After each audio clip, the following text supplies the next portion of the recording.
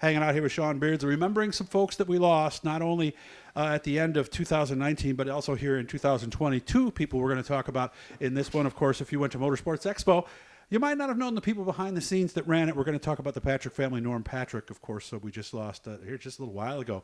And then towards the end of the year, we lost modified and mod light racer Jeff Blackburn. So I guess we'll go chronologically in this one. We'll start with Jeff Blackburn. How did you know Jeff? Well, back in the days when my dad was here building bodies, Jeff got a few bodies done by my dad. And, when my dad moved to Florida, he came and asked me, and I was supposed to do one. I ended up I might have cut them out, but I can't remember. I don't think I mounted it. I think I just made it, just copied the panels. And gave it to him. Mm-hmm. Yeah. And, I got to know him. Obviously, he was a person that was at Brewerton pretty much every week. So over the years, we got to know each other. And one year, I wasn't financially backed at all. I was racing on whatever I had. And I didn't put any numbers on the car. I mean, I had a duct tape number for pretty much the entire season. And he came up to me and he's like, "Sean, I can't take it anymore." He says, I'm going to get you a nice number, and I'm just going to put my name on a rear quarter panel. Deal? I said, "I don't care." Yeah. And obviously, there's no one else giving me anything, so let's. Yeah, make sure. the car look better, sure, right? And so he did. He got me some fancy-looking numbers, and I put Blackburn on the recorder panel. And his name or the business? His business, yeah. Blackburn Truck Bodies. Okay. And, we've always been friends ever since. It's just I see him and I say hi, and, you miss people like that you see all the time at Brewerton. I might not be the guy that goes over and has coffee with him or anything because, I don't know, I guess the situation never arrived. But at the same time, he was just a permanent fixture in my life, Yeah, and he gave you something without you even asking, and that really means a lot, too, Oh, doesn't absolutely. He was a good guy, you know. Had you known him much before that, or just a casual high in the pit area? Oh, like I said, I knew him from getting the body works done, When we used to do bodies, obviously everybody would not just show up here, and we'd always have a chat, So over the years, got to know him and Ryan, and they're both good people, and he's going to dearly be missed for sure. Yeah. And Ryan, we were thinking about you,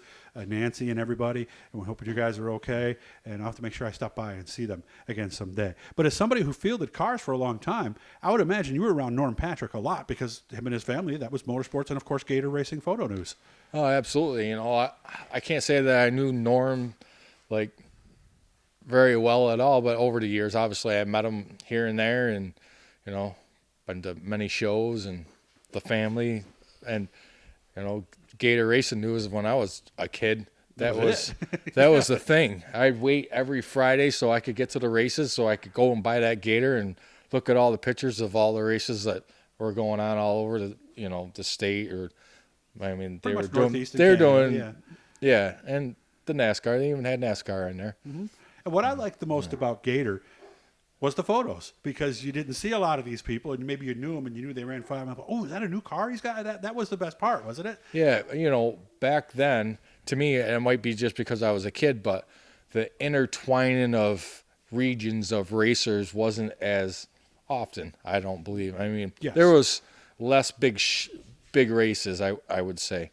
Yeah, because when did you start? Was it late 80s or was it 90? The first time I raced was I raced the street stock a couple times in 1990, and then that was only 1 or 2 times. But the Sportsman's was 92. Okay, I started.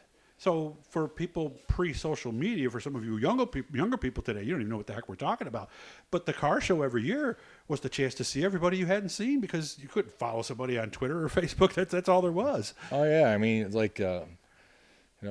people talk about the parts peddler, which was the same type of thing. Yeah, back everybody. That was I don't know. I don't even know how to describe it. When you were a little kid and you went there and you see all the new race cars and now it's the Northeast Trade Show, but it's the same thing, and you go there and you see the new race cars and all the new fancy things. I used to go along and collect the flyers. I had bags of the things, Get bring them stickers if home. you could, Yep. right? My Yep. dad would go get all the brochures, and that would be my job while I was there. You went to every tracks booth and made sure you got Oh, the yeah. schedules I had for everything. the shop, right? Yep.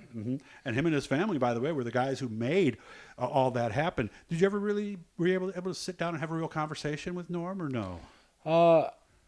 I don't recall. Not really. I mean, every time I really kind of met him was at the shows, and I never got to really sit with him at the races or anything like that. I just I know what he's done for the sport. That gator racing thing as a kid was the greatest thing in the world to me. Yeah. But it kind of made racing, and it pushed it out places, so Yeah. other people be interested in. Well, maybe I want to go down to this track, or Yeah. and a lot of tracks that I used to look at when I was a kid, they're not even out there anymore. It's true. And it's unfortunately way too many of them when you get down to it. I'm going to share one quick story. 2006 was the year. I got fired from Dirt Car, and I got fired from up north. You know me, I had a little bit of an attitude, so Yeah. I was sick of announcing. And the Motorsports Expo was coming up, but technically I had no position, I had no job. So I remember I talked to him, and I said, "Man, I'd like to come. Can I just do stuff for you guys over the weekend?" And so he gave me a pass for the weekend. I did a bunch, just kind of running around almost like a gopher. But I remember it was Friday, and it was during Lent, and they bought fish. And I was like, "No, man, I got a sandwich." I said, "No, you're going to sit down and have fish." That's just the kind of guy. He was always there to help the racers when he could, wasn't he? Oh yes, I mean, and he did. A lot. And now everybody looks for the used race car parts or whatever on the marketplace. Gator used to, at the end, towards the end, Yep. they used to have the little column, and that's when you could look it all up. And like I said, Gator racing helped the Northeast in racing. A lot more than huge, people know. huge. And you can't ever take that away from that family. And obviously the internet has taken over, not just their publication, but I mean, for the most part, they took any newspaper, kind of took a big hit with the internet. Sure did. And I used to collect them when I was a kid. I Oh, had did you? stacks Stacks of of them. them, huh? Yeah. I do that with my areas today, so that way if I need something. So, and if you didn't know Jeff very well, I did an interview with Jeff Beck, and I believe it was September. So if you search on this channel with his name, you can find that, and he'll tell you his story, and he'll blame Jeff Hayes for getting him involved in racing. And I'm going to get in with Jeff soon. Thanks again for spending time with me, Sean. I appreciate it. We got a couple more we're doing here. Hit that bluey down there to subscribe you. And every time we're talking about something cool. Good to see you, Sean. Thank you. Thank you.